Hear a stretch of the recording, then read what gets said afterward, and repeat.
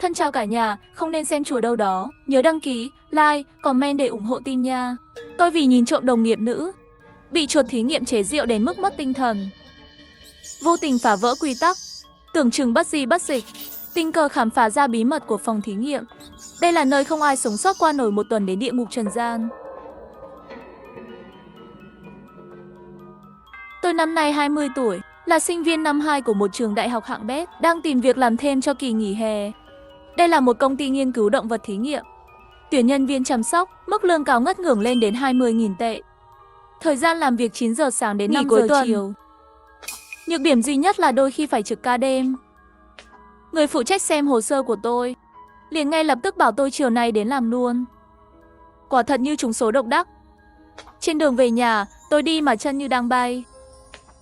Mới chớp mắt, tôi đã làm vài ngày ca ngày, mọi thứ đều rất bình thường. Nhân sự công ty không phức tạp, trong số đó có một đồng nghiệp tên là Chu Vận Thành. Trước khi vào công ty, anh ấy trông như bị suy dinh dưỡng kinh niên. Nhưng nhờ chế độ ăn uống tại công ty, anh ấy béo lên trông thấy theo từng ngày. Ngày nào cũng hô hào rằng lãnh lương sẽ mua túi cho bạn gái. Nhưng sau khi làm một ca đêm, tôi không gặp lại anh ta nữa. Người phụ trách nói anh ấy nghỉ việc, nhưng tôi không tin lắm. 2 ngày sau, đến lượt tôi trực ca đêm. Thời gian ca đêm từ 8 giờ tối đến 8 giờ sáng. Có phục vụ bữa ăn khuya thịnh soạn. Tôi nghĩ chỉ cần lướt điện thoại là hết ca. Nhưng trước khi về, người phụ trách đưa cho tôi một tờ giấy và nói với giọng điệu đầy ẩn ý: nhất định phải đọc kỹ từng chữ trên đó, nếu không, cậu sẽ gặp rắc rối. Tôi không để tâm lắm, chỉ để tờ giấy trên bàn trực. Đến 9 giờ tối, điện thoại bỗng mất sóng. Tôi cầm lên, xem qua vài dòng trên tờ giấy. Đọc xong, tôi chớt sững. Đây là nội dung trên giấy. Quy tắc dành cho nhân viên chăm sóc động vật thí nghiệm. Quy tắc 1. Ca đêm từ 8 giờ tối đến 8 giờ sáng hôm sau. Quy tắc 2. Dưới bất kỳ hoàn cảnh nào, không mở cửa trước 8 giờ sáng. Quy tắc 3. Văn phòng trực ban là nơi an toàn. Quy tắc 4. Tất cả những gì xuất hiện trên camera giám sát đều không đáng tin cậy, đừng tò mò. Quy tắc 5. Chuột thí nghiệm không biết nói chuyện. Nếu chúng nói chuyện với bạn, hãy trả lời, chào buổi tối. Nếu không làm vậy, hãy chuẩn bị tinh thần gặp hậu quả. Tôi đọc đến đây mà toàn thân lạnh toát. Những quy tắc kỳ lạ này khiến tôi không thể bình tĩnh. Sau đó chỉ nhìn vào mắt của chuột thí nghiệm, đến khi bạn thấy không có gì bất thường, trở về văn phòng, khóa cửa và trốn vào tủ quần áo. Quy tắc 5. Thỏ thí nghiệm không bao giờ biến thành sinh vật khác. Nếu nó không còn là thỏ, đừng nhìn, đừng tiếp cận. Hãy xoay gót chân và quay lại văn phòng, khóa cửa, trốn vào tủ quần áo. Có thú vị không? Còn hỏi tai nhiệt độ và ánh sáng bất thường. Nếu có ai gọi điện cho bạn vào ban đêm, tuyệt đối không được bắt máy. Bất kể đó là cha mẹ hay người thân, không ai có thể gọi cho bạn vào ban đêm, bởi điện thoại sẽ không có tín hiệu. Đừng nghe, đừng bắt máy. Quy tắc 6. Khi tuần tra hoặc cho ăn xong, bạn phải quay lại phòng trực ngay lập tức. Có thể sẽ có thứ gì đó cản bạn. Đừng để ý, hãy chạy về văn phòng, đừng nhìn lại hay nghi ngờ. Nếu không thể quay lại văn phòng, hãy thả con chó ra khỏi lồng. Chó sẽ xử lý, nhưng bạn không được tin tưởng nó. Bạn phải quay về văn phòng trước khi nó tấn công bạn. Quy tắc 7. Nếu sống sót đến sáng, bạn sẽ an toàn. Haha, sau khi đọc hết những quy tắc này, tôi chỉ cười khẩy. Tôi nghĩ đây chỉ là trò đùa của quản lý. Vứt tờ giấy vào thùng rác. Đến 9 giờ 30, lần đầu tôi nghe tiếng lách cách ở khu chuột thí nghiệm. Tôi mới nhận ra có điều gì đó không ổn. Tôi vội mặc áo khoác, đi về phía khu chuột thí nghiệm, theo yêu cầu của bảng phân công. Mở tủ được gắn nhãn chuột thí nghiệm đêm. Bên trong là một hộp thức ăn lớn. Mở nắp ra, bên trong là một hỗn hợp ẩm ướt kỳ lạ. Mùi hương khiến tôi liên tưởng đến vị sắt đặc trưng. Đó là mùi máu. Tôi nhăn mặt, nghĩ đến việc cho chuột ăn máu. Càng nghĩ càng thấy kỳ quặc. Tôi lấy điện thoại định gọi cho quản lý, nhưng không có tín hiệu. Không thể gọi điện. Tôi chỉ biết bịt mũi, cho thức ăn vào hơn 30 lồng lớn. Khi định rời khu chuột thí nghiệm và đi đến khu thỏ, tôi nghe thấy một giọng nói mơ hồ từ phía sau. Này, đừng đi vội. Chúng ta nói chuyện chút đi. Tôi lạnh sống lưng. Quay đầu lại, cả người tôi run rẩy. Mắt tôi hướng về phía phát ra giọng nói đó. Không có ai, chẳng lẽ là ảo giác? Tôi gãi đầu, định rời đi nhanh chóng. Lúc này, giọng nói kỳ lạ lại vang lên. Này, tôi đang nói chuyện với cậu đấy. Đừng giả vờ không nghe thấy. Ban ngày tôi thấy cậu hay nhìn trộm cô gái ngực lớn kia. Cả người tôi sững lại. Đây chắc chắn không phải ảo giác. Giọng nói đó nhắc đến cô gái ngực lớn. Chính là một thực tập sinh trong phòng thí nghiệm. Rốt cuộc giọng nói kỳ lạ này là ai? Là ai đó? Tôi hét lớn.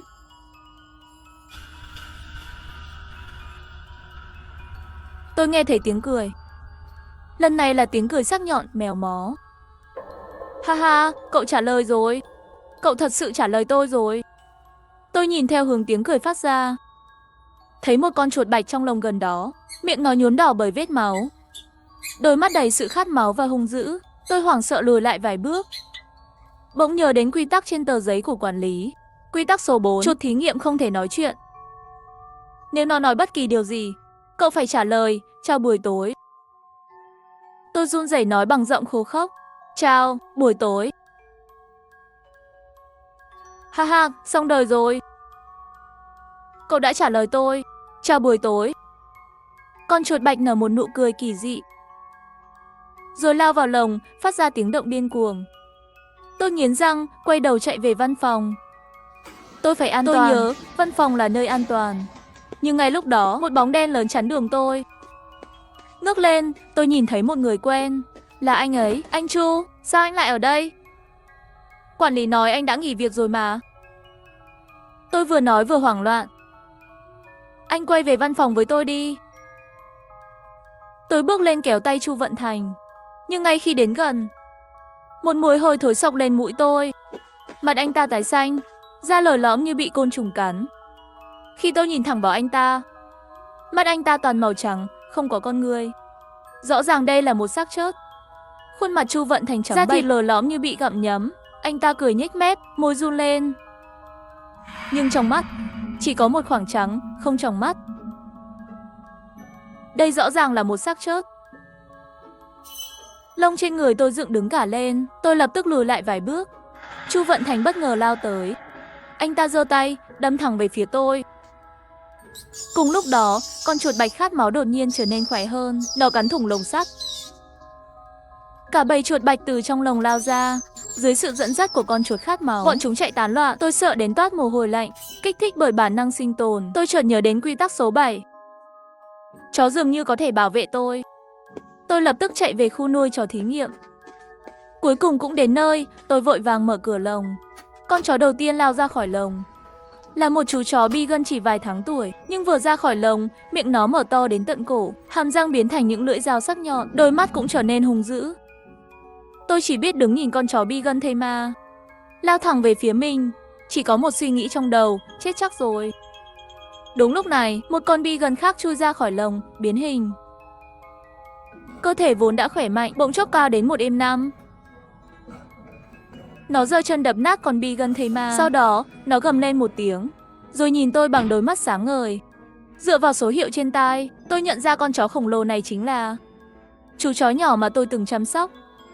Tiểu Bạch. Đúng là Tiểu Bạch phải không? 5 ngày trước, khi tôi mới vào làm, Tiểu Bạch bị ốm nặng. Tôi đã gọi bác sĩ thú y, chăm sóc nó rất cẩn thận trong vài ngày, mới cứu nó thoát khỏi lưỡi hái tử thần.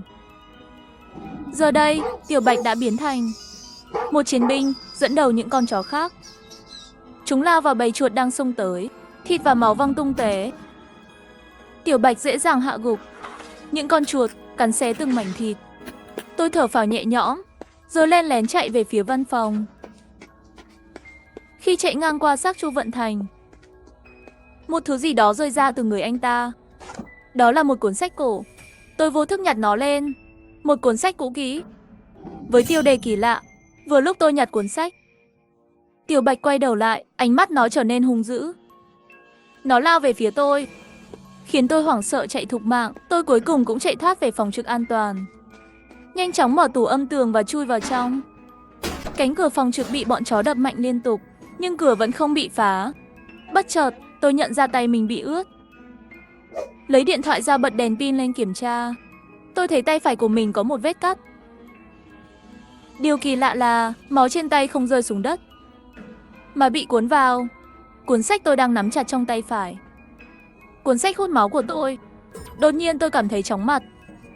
Tự dưng, cuốn sách bắt đầu tự động lật trang, không cần gió. Trên những trang giấy trắng xuất hiện dòng chữ cổ xưa. Ngươi có muốn sống không? Ngươi có muốn sống không? Dòng chữ như vang lên trong đầu tôi. Có lẽ đây là cơ hội sống sót của tôi. Cuốn sách nói chuyện với tôi không quan tâm nó phi khoa học. Tôi gật đầu, đáp, đồng ý. Dòng chữ ngay lập tức biến mất và thay bằng một chữ tốt. Đúng lúc đó, cánh cửa phòng trực phát ra âm thanh nứt vỡ. Lập tức, tôi cảm nhận một luồng khí lạnh rợn người chạy dọc gáy. Nhưng, phòng trực không phải nơi an toàn sao? Nhìn qua khe tủ, tôi thấy những con quái vật đang tìm kiếm khắp nơi. Chúng đang săn tôi. Tôi lẩm bẩm trong tuyệt vọng, nói gì đi chứ, tôi sắp bị rớt rồi. Cuối cùng, dòng chữ lại hiện lên trên trang giấy. Sau lưng người có cửa bí mật. Tôi liền sờ tường phía sau và phát hiện ra một tay cầm. Kéo tay cầm sang bên phải. Cánh cửa nhỏ xuất hiện, vừa đủ một người. Tôi định chui vào để trốn, nhưng lại thấy một điều khiến tôi tuyệt vọng. Cửa có khóa mã. Dòng chữ trên trang sách tiết lộ, mật mã là 9118. Tôi nhanh chóng nhập mã với tốc độ nhanh nhất. Khi cửa mở, tôi lao vào bên trong, không nhìn lại phía sau. Cánh cửa đã chặn đám quái vật bên ngoài. Tôi thở dốc, chưa kịp bình tĩnh. Trên trang sách lại hiện lên dòng chữ mới. Ngay khi tôi nhập mã xong, tôi đẩy cửa và lao vào trong mà không nhìn lại. Cánh cửa đóng lại, chặn đám quái vật bên ngoài. Tôi đứng thở dốc, tim đập loạn. Bên trong yên tĩnh nhưng không kém phần u ám. Tôi chưa kịp lấy lại bình tĩnh thì trên trang sách lại hiện lên dòng chữ mới. Sau 2 giây, tôi bước thêm 3 bước. Nhưng khi bước đến bước thứ 3, một âm thanh xé gió vang lên bên tai. Tôi quay đầu lại và sợ đến hồn vía bay mất. Một bàn tay đầy máu lao thẳng qua, cắm vào bức tường bên cạnh. Bàn tay ấy chìm sâu vào tường, bức tường rung lên, phát ra âm thanh kỳ quái.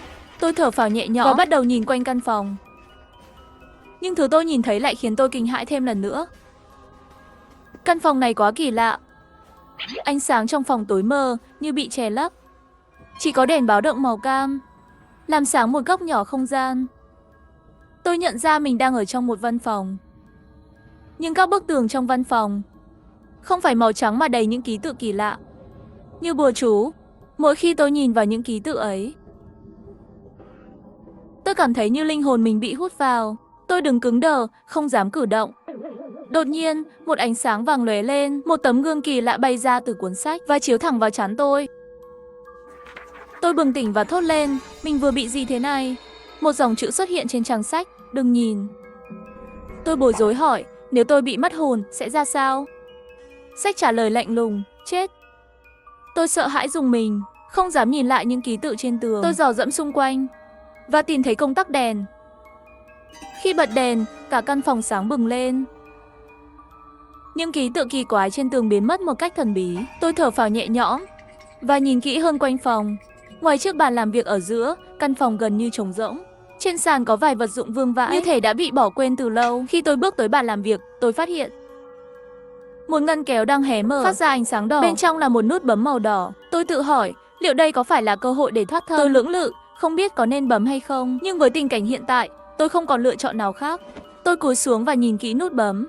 Cảm giác sợ hãi lại ập đến, nhưng tôi quyết định bấm thử. Ngón tay tôi run rẩy khi chạm vào nút đó.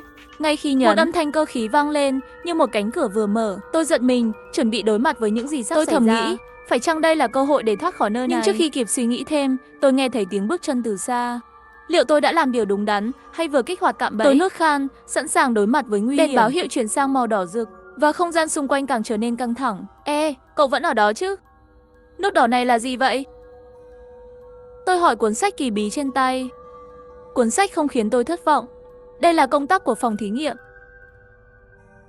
Bên trong có nguy hiểm không? Không có, cuốn sách trả lời, khiến tôi an tâm. Tôi nhấn nút đỏ mà không do dự. Cả văn phòng rung chuyển, một âm thanh cơ khí vang lên. Ngay sau đó, một cầu thang dẫn xuống dưới xuất hiện. Tôi bước xuống cầu thang và sững sờ khi nhìn thấy đó là một căn phòng khác, đầy các dụng cụ thí nghiệm. Ở giữa phòng, hai vật nổi bật nhất: một chiếc bàn phẫu thuật và một cỗ máy lớn trông như một con ốc sên kim loại.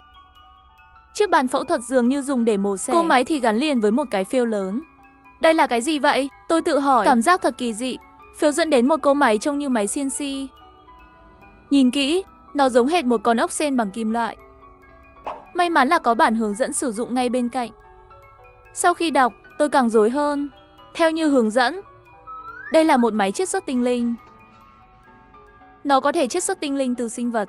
Tinh linh như, tôi không hiểu. Tôi hỏi cuốn sách giải thích, tinh linh là linh hồn của sinh vật. Tại sao phải chiết xuất tinh linh? Tôi hỏi, để chữa lành những căn bệnh không thể chữa. Mọi thứ liên quan đến linh hồn đều cần sức mạnh của tinh linh. Wow, lợi hại thật, tôi cảm thán. Nếu đúng như sách nói, thì tinh linh là báu vật vô giá. Nhưng việc này không liên quan đến tôi chỉ muốn sống sót, làm thế nào để rời khỏi đây? Tôi hỏi cuốn sách im lặng một lúc lâu trước khi trả lời. Bắt đầu đi, tận dụng máy chiết xuất để tăng sức mạnh linh hồn của cậu. Tại sao tôi phải làm thế? Tôi hỏi, bối rối, bởi vì cậu xác chết. Tôi không hiểu. Nhưng lời giải thích tiếp theo khiến tôi lạnh người. Mỗi khi cậu hỏi tôi một câu hỏi, cuốn sách sẽ tiêu hao sinh lực của một sinh vật khác. Và những câu hỏi phức tạp sẽ tiêu hao nhiều hơn. Tôi sững người, không biết phải nói gì. Vậy bây giờ tôi phải làm gì? Tôi thì thầm hỏi. Bắt đầu đi, chiết xuất tinh linh từ những sinh vật thí nghiệm ở đây. Đó là cách duy nhất để sống sót. Lời giải thích của cuốn sách khiến tôi như bị dội một gáo nước lạnh. Sống sót ư? Nhưng tại sao? Cậu đã bị nguyền rủa ngay khi bước vào đây. Chỉ khi cậu mạnh lên, cậu mới có cơ hội thoát ra. Tôi nuốt khan, không dám tin. Càng hỏi những câu phức tạp, càng tiêu hao nhiều sinh lực.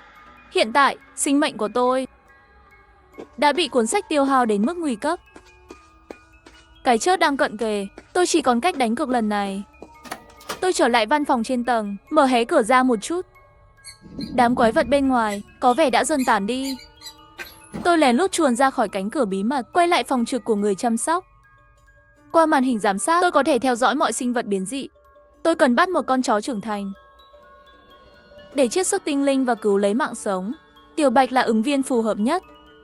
Nhưng tôi vẫn không nỡ ra tay. Dù nó đã mất lý trí, nó từng bảo vệ tôi chỉ cách đây vài phút. Ánh mắt tôi lướt qua những con chó biến dị khác và dừng lại ở một con đặc biệt. Trên góc phải màn hình giám sát là một con chó to lớn, thậm chí còn lớn hơn cả Tiểu Bạch. Nó đang cắn xé đám chuột thí nghiệm nhỏ, quan trọng nhất, khu vực của nó. Chỉ có mình nó mà thôi. Nhưng với thể lực của tôi, không thể nào đối đầu với nó. May mắn thay, trong phòng thí nghiệm có máy gây mê. Tôi xác định tuyến đường an toàn để đến phòng thí nghiệm số 3. Sau đó, tôi lén lút đi theo con đường này. Trên đường đi, may thay, không gặp phải sự cố gì. Tôi bước vào phòng thí nghiệm số 3 và lấy một bình thuốc gây mê. Sau đó, rón rén tiến về phía con chó biến dị. Không lâu sau, tôi thấy nó đang quay lưng lại. Một cơ hội tốt để hành động. Tôi cầm một cây gậy có gắn kim tiêm chứa đầy thuốc gây mê. Hai tay đổ mồ hôi lạnh, chậm rãi tiến gần con chó. Tôi chỉ còn cách nó vài bước thì bất ngờ nó quay ngoắt lại. Đôi mắt đỏ rực nhìn chằm chằm tôi, đầy sự tàn nhẫn và khát máu. Tôi hoàn toàn hoảng loạn. Con chó lao về phía tôi với bộ răng nanh sắc nhọn. Ngay khi tôi nghĩ không thể thoát khỏi nó, tôi cảm nhận được hàm răng của nó đã cắm vào vai mình. Cơn đau tột cùng khiến tôi bất động. Nó ngoạm chặt lấy nửa thân trên của tôi. Tôi sợ đến mức toàn thân run rẩy, không dám cử động. Đột nhiên, cuốn sách cổ phát ra một luồng sáng vàng. Như một dòng điện nhỏ giật nhẹ khiến tôi tỉnh táo. Lùi 5 bước về bên phải ngay. Tôi lập tức làm theo lời chỉ dẫn từ cuốn sách. Khi tôi vừa rút lui, một tiếng va chạm vang lên. Một âm thanh đen tối, khủng khiếp vang lên. Miệng dính đầy máu, bất ngờ bị một bóng đen hất văng vào tường. Tiếng va chạm chói tai khiến tôi sợ hãi nhìn lại. Đó là Tiểu Bạch đã biến dị. Chú chó nhỏ dễ thương giờ đây, toàn thân đầy máu, đôi mắt rực sáng dữ dằn, chỉ nhìn chằm chằm vào con chó biến dị kia. Một tiếng gầm vang lên, hai con lao vào nhau trong cuộc chiến. Con chó biến dị to lớn hơn 2 mét và Tiểu Bạch lăn lộn điên cuồng trên sàn. Sức mạnh vượt trội của con chó biến dị dần chiếm ưu thế trong trận chiến. Máu bắn tung tóe. Tôi chăm chú theo dõi, chờ thời cơ hành động. Cuối cùng, khi con chó biến dị áp đảo được Tiểu Bạch, tôi nhanh chóng đâm kim tiêm chứa thuốc gây mê vào mông nó. Nó quay lại nhìn tôi với ánh mắt căm phẫn. Con chó gầm lên giận dữ và giơ vuốt lên, nhưng trước khi vuốt của nó kịp chạm vào tôi, cơ thể khổng lồ của nó đổ gục xuống đất. Tôi thở phào nhẹ nhõm. Nhưng khi nhìn thấy Tiểu Bạch, lòng tôi trùng xuống. Tiểu Bạch bị thương rất nặng sau trận chiến. Nó thở hổn hển, rõ ràng không còn sức nữa. Tiểu Bạch, mày sao rồi? Tôi vội chạy đến bên cạnh Tiểu Bạch. Nó nhìn tôi yếu ớt. Yên tâm, tao sẽ cứu mày. Tôi cố gắng hết sức, đưa Tiểu Bạch đến một căn phòng gần đó. Sau đó, tôi dùng dao rạch bụng con chó biến dị để lấy nội tạng cần thiết. Chỉ cần phần gan và mật của nó. Tôi cẩn thận mang các phần nội tạng trở lại phòng thí nghiệm. Theo hướng dẫn của máy chiết xuất, tôi đưa toàn bộ nội tạng vào máy. Máy bắt đầu khởi động với âm thanh trầm thấp. Đèn báo hiệu phát ra ánh sáng vàng cam mờ nhạt. 10 phút sau, chiếc máy phát ra một tiếng báo hiệu, một luồng ánh sáng lóe lên. Một chất lỏng kỳ lạ được chiết xuất ra. Tôi cầm nó lên và thấy rằng đây chính là tinh linh mà cuốn sách nói đến. Máy rung nhẹ nhàng, phát ra âm thanh nhịp nhàng. Một bóng đèn nhỏ lóe sáng, thông báo quá trình thành công. Đây chính là hy vọng duy nhất để cứu lấy mạng sống của tôi. Tôi quyết định đặt cược tất cả vào nó. Sau đó, phần trung tâm của máy chiết xuất tự động mở ra. Tôi ngẩng đầu nhìn, một giọt máu đỏ tươi xuất hiện ở vị trí trung tâm. Giọt máu này rất đặc, đỏ như ngọc thạch. Dưới ánh đèn, nó phát sáng rực rỡ như một viên ngọc quý. Đây chính là tinh linh. Chỉ có một giọt thôi sao? Tôi gãi đầu, do dự một lúc. Nuốt ngay đi. Cuốn sách cổ nhắc nhở tôi lập tức cầm giọt tinh linh đó, cho ngay vào miệng. Khi tinh linh chạm vào lưỡi, nó tan ngay. Một vị ngọt thanh lan tỏa khắp miệng. Tinh linh vào cơ thể. Một luồng năng lượng mạnh mẽ lan tỏa khắp cơ thể tôi. Cảm giác mệt mỏi lập tức tan biến. Cơ thể tôi tràn đầy sức sống. Đầu óc cũng trở nên minh mẫn. Ha ha, đúng là thứ tốt. Tôi không khỏi tán thưởng. Tôi hỏi cuốn sách, giờ sinh lực của tôi thế nào? Có thể hỏi được mấy câu nữa? Ngươi tổn thất quá nặng. Sinh lực khôi phục khoảng 80%. Ngươi có thể hỏi ta 12 câu hỏi đơn giản. Tôi siết chặt tay, hân hoan. Nếu sinh lực vượt 100% thì sao? Tôi hỏi. Cuốn sách cổ giải thích. Con người mang theo linh hồn, từ khi sinh ra đã có 3 ngọn lửa, 2 ngọn trên vai, 1 ngọn trên đỉnh đầu. Sinh lực càng mạnh, lửa càng cháy rực. Tôi nhiều mắt tò mò. Làm sao để nhìn thấy ngọn lửa? Cuốn sách trả lời. Trong ngăn bàn thứ 2 của phòng làm việc, có giấy vàng và chu sa. Lấy ra vẽ theo mẫu lên trán, đối diện gương. Sẽ thấy 3 ngọn lửa trên người. Cuốn sách hiện ra hình minh họa giống như bùa chú. Chữ cổ uốn lượn, khó nhận ra. Tôi lần theo chỉ dẫn, tìm được giấy vàng và chu sa. Tôi bắt đầu vẽ, sau 3 lần thử, tôi mới vẽ được hoàn chỉnh. Trong lúc vẽ, tôi cảm thấy sinh lực bị hao tổn. Không chỉ chu sa, cả sinh lực của tôi cũng bị hút. Đây đúng là công việc hao tổn sức lực. Tôi tiếp tục hoàn thiện lá bùa. Rốt cuộc, tôi cũng vẽ xong theo chỉ dẫn từ cuốn sách. Nhưng cảm giác sức lực bị rút cạn vẫn còn. Lần này không chỉ dùng chu sa, mà cả sinh lực của tôi phải dùng hết 3 tờ giấy vàng mới vẽ xong. Trong khi vẽ, tôi cảm thấy linh hồn mình bị hút. Dường như không chỉ chu sa mà chính sinh mệnh tôi cũng hao tổn. Tôi cảm nhận rõ sự suy yếu của bản thân. Tôi đặt một chiếc gương trước mặt. Đứng trước gương, tôi nghiền nát lá bùa và đặt lên trán. Chỉ sau vài giây, tôi thấy mờ mờ xuất hiện 3 điểm sáng trên vai và đỉnh đầu. 3 ngọn lửa trên người tôi mang màu đỏ nhạt. Chúng cháy lặng lẽ, yếu ớt và như sắp tàn. Tôi hoảng hốt hỏi cuốn sách, đây là bùa gì vậy? Cuốn sách giải thích rằng đây là thiên mục phù. Nó không chỉ giúp nhìn thấy 3 ngọn lửa trên người, mà còn có thể nhìn thấy lời nguyền hoặc tà thuật. Những con chó và chuột biến dị ở đây là những sinh vật nhân tạo. Tôi muốn hỏi thêm nhiều thứ, nhưng mỗi lần hỏi, lửa trên vai tôi lại mờ đi. Tôi không dám hỏi thêm. Hiện giờ cứu Tiểu Bạch là quan trọng nhất. Tôi lén lút rời khỏi phòng, lợi dụng cơ hội. Tôi đi tới căn phòng nơi giấu Tiểu Bạch. Tôi đặt nửa phần tinh linh còn lại bên miệng Tiểu Bạch. Tiểu Bạch đang hấp hối, khó nhọc mở mắt. Khi ngửi thấy mùi tinh linh, nó nhìn tôi. Trong mắt nó tràn đầy sự cảm kích. Ngay cả Tiểu Bạch cũng biết tinh linh quý giá đến nhường nào. Sau khi nuốt tinh linh, cơ thể yếu ớt của Tiểu Bạch run lên, lông đen trên người dựng đứng như kim châm. Ngay sau đó, nó bật dậy mạnh mẽ như một con sư tử. Thật uy phong, Tiểu Bạch giờ đây chẳng khác gì một dã thú. Tôi vui mừng hỏi, Tiểu Bạch, muốn kiếm thêm tinh linh không? Tiểu Bạch gật đầu, trông rất phấn khích. Tôi cười và nói, vậy, hãy thu hút sự chú ý của những con quái vật biến dị kia. Còn tôi sẽ lén dùng thuốc mê hạ gục chúng. Kế hoạch này thật hiệu quả. Tôi sử dụng camera giám sát để tìm những con quái vật biến dị đạt tiêu chuẩn.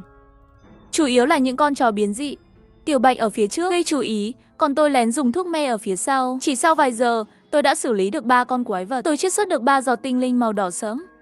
Nhìn tinh linh, mắt tôi sáng lên. Một cảm giác khoái lạc trào dâng khắp người. Toàn thân tôi rung động trước sự thăng hoa ấy. Tiểu Bạch đứng bên cạnh cũng tràn đầy sinh lực. Cả hai chúng tôi đều hân hoan trước thành quả. Chỉ trong vài giờ, tôi đã thu hoạch được 3 con quái vật biến dị. Tinh linh chiết xuất ra tạo thành 3 giọt nhỏ, đỏ sẫm, lấp lánh. Ánh mắt tôi sáng lên, không giấu nổi phấn khích. Sự phấn khích lan tỏa trong từng tế bào, tựa như tôi đang được tiếp thêm sinh lực. Cảm giác hân hoan khiến tôi gần như lịm đi. Vì sự phấn khích quá mức, Tiểu Bạch đứng bên cạnh, đầy sức mạnh và năng lượng. Khung kim loại thậm chí phát ra tiếng răng rắc. Dưới áp lực từ sức mạnh tinh thần dồi dào. Không biết đã qua bao lâu, tôi dần lấy lại thần trí. Sức mạnh phục hồi, toàn thân rạng rỡ. Ánh lửa trên người tôi cháy bừng bừng. Một cảm giác mãnh liệt, sức mạnh dâng trào từ sâu thẳm. Tôi háo hức vẽ lại một bùa thiên mục khác. Lần này, nét vẽ trôi chảy như nước. Bóp nát bùa áp lên trán. 3 ngọn lửa trên cơ thể tôi lại hiện ra trong gương. Nhìn vào, tôi không khỏi vui mừng. 3 ngọn lửa giờ đây cháy rực rỡ, mạnh mẽ và bừng sáng. Ngọn lửa bùng cháy hừng hực, dường như có thể thiêu đốt mọi điều xấu xa trên đời. Tôi phấn khích hỏi cuốn sách: tình trạng của tôi giờ sao rồi? Cuốn sách trả lời: không tệ, hiện tại, sức mạnh linh hồn của cậu có thể ngang 2 người thường. Tôi vui sướng không kìm nổi. Tôi không thể chờ để thử nghiệm sức mạnh của mình. Lặng lẽ rời khỏi mật thất một lần nữa. Tôi nhỏ một giọt tinh chất cho Tiểu Bạch. Tiểu Bạch ngửi mùi, nhắm mắt lại và ngủ ngay lập tức. Dù vậy, tình trạng tinh thần của nó rất tốt. Trong cơ thể dường như có gì đó đang thay đổi. Tôi không quấy rầy nó. Quay ra tìm một con chó biến dị đang đi lạc. Con chó này dài khoảng 1,5 mét. Răng nanh sắc nhọn lóe sáng dưới ánh đèn, nhưng nó chưa đạt tới giai đoạn trưởng thành. Vừa hay, dùng nó để luyện tập sức mạnh. Con chó bị kích thích lao đến, kêu lên một tiếng dữ tợn, lao vào tôi. Tôi giơ tay giữ chặt nó, bắt lấy 2 chân trước của nó giữa không trung. Nó giãy giụa nhưng không thoát nổi. Thậm chí còn cố gắng cắn vào cổ tôi. Tôi đá một cú vào bụng nó, đá văng nó xa vài mét, tiếng nặng nề vang lên. Tôi không ngờ sức mạnh của mình lại lớn đến vậy, đá văng nó dễ dàng. Con chó nặng cả 100 cân bị tôi đá bay. Tôi có phần không tin nổi. Sức mạnh này thật đáng kinh ngạc. Sau đó tôi tiếp tục thử nghiệm. Sức mạnh và kỹ năng đều vượt xa sức tưởng tượng của tôi. Không chỉ là thử nghiệm, mà còn là một cuộc hành hạ đơn phương. Tuy nhiên, tôi chưa rớt nó, nhưng con chó biến dị này là tài sản quý giá của tôi. Mỗi con chó biến dị khi trưởng thành đều có thể cung cấp linh hồn cho tôi. Muốn làm tổn thương con chó biến dị này sao? Không kịp thấy rõ bóng đen. Quay đầu lại, tôi nhìn thấy một bóng dáng của một cô gái cực kỳ xinh đẹp. Cô gái buộc tóc đuôi ngựa, không mặc đồ bảo hộ, chỉ mặc một chiếc áo khoác trắng mỏng bên ngoài. Chiếc áo khoác trắng làm tôn lên thân hình quyến rũ của cô. Tôi đầy nghi ngờ. Toàn bộ khu vực nuôi dưỡng động vật đều đã bị khóa lại, và hiện tại chỉ có tôi một mình trong phòng. Cô gái này từ đâu xuất hiện vậy? Khu vực này có vẻ như bị bỏ hoang. Cô gái này chắc chắn đang trốn ở sau cánh cửa. Không biết đang lén nhìn gì. Tôi chắc chắn rằng cô ấy là người duy nhất trong phòng. Tôi lại bước đến gần và hỏi, cô đang nhìn gì vậy? À, tôi đang nhìn một xác chết. Cô gái trả lời một cách vô tư, như thể không có gì đặc biệt. Cô ấy quay lại, một gương mặt xinh đẹp xuất hiện và đối diện với tôi. Anh, bạn là ai? Cô ấy giật mình, lùi lại vài bước, cẩn trọng tạo khoảng cách. Đúng là một gương mặt xinh đẹp với đôi mắt đen sáng ngời và hàng lông mi dài như một con nai. Cô ấy có làn da trắng mịn như ngọc, đôi mắt sáng long lanh nhìn tôi. Cô ấy mặc áo khoác trắng, mặc ngoài bộ trang phục màu xanh. Với đôi mắt ấy, cô ấy nhìn tôi không chớp. Chào, tôi là Lưu Hạo, là người chăm sóc động vật trong đêm nay đến lượt tôi trực. Tôi ho khẽ, cố giấu đi sự ngạc nhiên trong giọng nói. Cô là người tôi biết mà. Cô gái đó là Diệp Phi, người thực tập kỹ thuật viên. Cô ấy là người mà tôi đã từng ngưỡng mộ từ xa. Cô ấy là người tôi chỉ có thể từ xa nhìn nhưng không thể lại gần. Ô, là Lưu Hạo à? Tôi nhớ ra rồi. Cô ấy nhìn tôi, miệng mỉm cười. Tôi đã nhớ ra bạn. Diệp Phi mỉm cười 2 lần và nhìn tôi. Cô ấy nói, tôi nhớ bạn là người trong phòng thí nghiệm. Tôi gật đầu, cố gắng giữ bình tĩnh và đáp lại. Tôi làm việc ở đây, chăm sóc động vật thí nghiệm. Tôi là người chịu trách nhiệm vào ca đêm hôm nay. Tôi đã nghe về bạn. Tôi cũng biết rằng bạn là người từng bị những con chuột cười nhạo. Có phải vậy không? Tôi cười nhẹ, cố gắng không tỏ ra lúng túng. Đúng vậy, nhưng đó chỉ là chuyện đùa thôi. Bạn thật sự có thể chịu đựng được những con chuột đó sao? Tôi thật sự không thể tin vào điều đó. Diệp Phi nhìn tôi, vẻ mặt tò mò. Cô ấy nhìn tôi một lần nữa. Cô ấy lại bắt đầu liếc nhìn xung quanh một cách thận trọng. Đột nhiên tôi cảm thấy có gì đó không đúng đằng sau lưng. Cuối cùng tôi nhận ra thứ gì đó có vấn đề. Với tình trạng nuôi dưỡng động vật nguy hiểm vào ban đêm như thế này, cô gái Diệp Phi, một người bình thường, lại có thể sống sót trong một môi trường đầy nguy hiểm như vậy. Hơn nữa cô ấy lại còn không hề sợ hãi khi nhìn thấy những con quái vật, hay thậm chí là xác của Vận Thành, mà vẫn giữ được vẻ mặt không thay đổi. Cứ nghĩ về điều đó, mọi thứ đều không ổn. Tôi cảm thấy sắc mặt mình thay đổi, lén lút rút ra một tấm bùa sắt, nghiền nát nó và đặt lên lưng Diệp Phi. Ngay lập tức, một ngọn lửa bùng lên trên người cô ấy. Tôi lập tức cảm thấy sợ hãi.